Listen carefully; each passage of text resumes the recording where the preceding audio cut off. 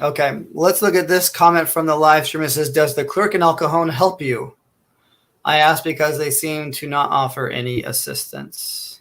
Well, they do have a family law facilitator there. So the facilitator's office is very helpful on anything that comes even tangentially close to the issue of child support, getting judgment centers, and that sort of thing.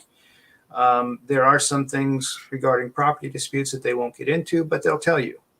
So sometimes the clerk will help you, depends on what it is. They're not supposed to give you legal advice. They're not supposed to tell you what kind of forms to fill out.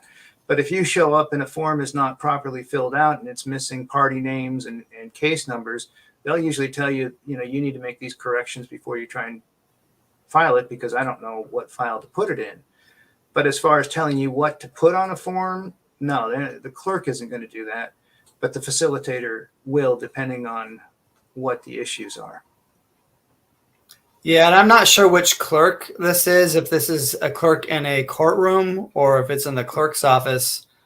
That you'll probably get a different experience, especially if it's like you're in the courtroom and the judge is sitting on the bench versus if the judge is not sitting on the bench.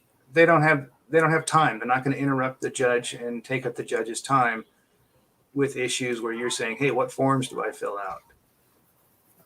And they really can't tell you to do that anyways. Again, they're not allowed to give legal advice, but sometimes they're allowed to tell you what forms to fill out. But at least the facilitator in El Cajon, you got to get there early in the morning to be on their list. But once they look at it, they will help you and at least get you going in the right direction.